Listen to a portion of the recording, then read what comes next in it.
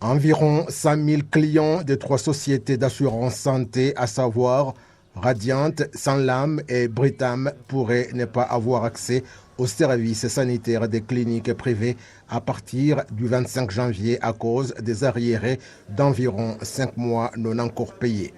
L'Association rwandaise des cliniques privées indique que cette décision est intervenue après diverses réunions qu'ils ont tenues avec les sociétés d'assurance, mais sans succès.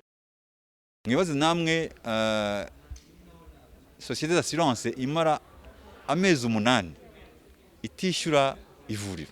Imaginez une société d'assurance qui fait 8 mois sans payer la clinique. Vous comprenez que cette clinique subit une perte et commence à solliciter des prêts bancaires pour payer le salaire du personnel, et nous avons trouvé que c'est assez.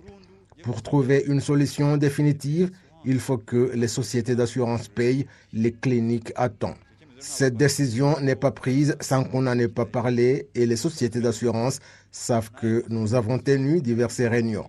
Les cliniques, de leur part, ont écrit en demandant pourquoi ils ne sont pas payés, et l'association a fait la même chose et il n'y a pas eu de réponse.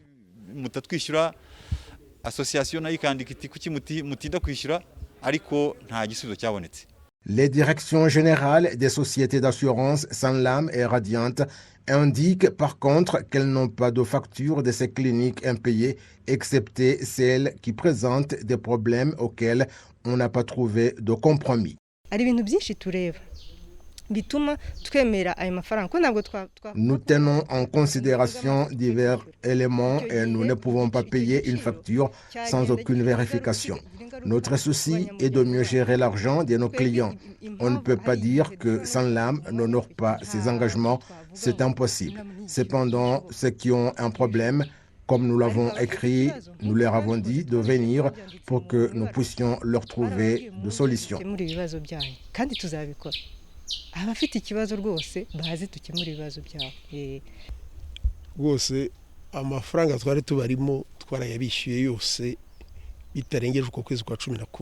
Tout l'argent que nous leur devions a été payé avant fin novembre dernier. Je suis d'accord que certaines factures peuvent ne pas être payées parce qu'elles présentent des anomalies, et alors nous leur demandons de venir pour en discuter. Excepté les factures ayant des anomalies, celles qui sont en retard ou celles qui viennent juste de nous parvenir et qui demandent du temps pour être traitées, nous nous acquittons de nos engagements. Usibye ayo mafacture afite ibyo bibazo gusa cyangwa ataratugeraho cyangwa ari ubwo kitugeraho bigomba gusaba igihe cyo kubisuzuma twebwe turishyura. Les médecins des cliniques privées déplorent l'attitude de ces sociétés qui leur dictent ce qu'il faut faire ou ne pas faire, alors qu'ils sont des professionnels qui savent très bien ce qu'ils font. L'Association des assureurs santé du Rwanda indique avoir écrit au ministère de la Santé à ce propos pour qu'une solution soit trouvée.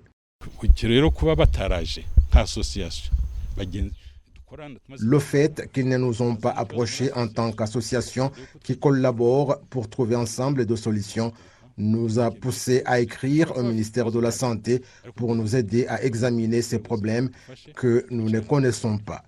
Il n'y a pas de problème qui n'a jamais trouvé de solution, et je ne sais pas pourquoi ils veulent créer une crise.